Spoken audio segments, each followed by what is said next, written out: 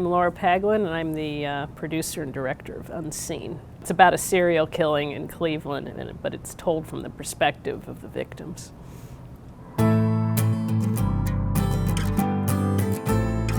Actually, it was really important to tell it from the victim's perspective, because so often you hear stories about serial killers and what went on in the mind of the serial killer, and all the focus is on them, and the victims are just sort of vehicles for the story.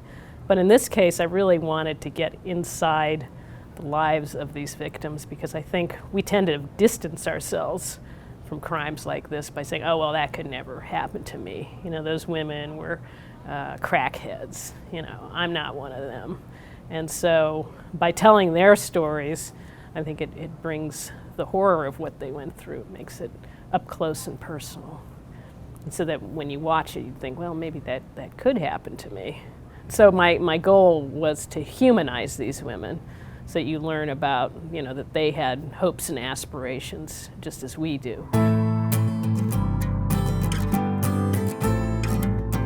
Well, I really didn't want to tell the story. I kind of stayed away from the story. I thought it was just too depressing, too big. There was so much media attention.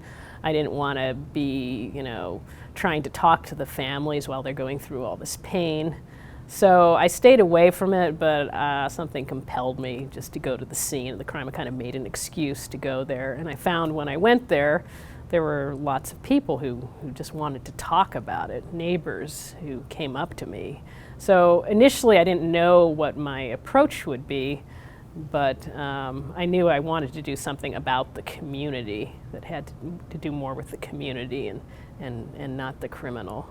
And then eventually I decided to tell the story from the victim's perspective. This is all about marginalized people and the kinds of things that can happen in these neighborhoods. And so it's just as relevant today that we need to take people seriously, whether they're drug addicted or not. I think it's particularly relevant today because we have the heroin epidemic, which is affecting the middle and upper classes. And today there's, so many calls from lawmakers to treat this like a public health issue, not as a criminal issue, calls for compassion. So you wonder, well, where was the compassion for crack addicts all these years?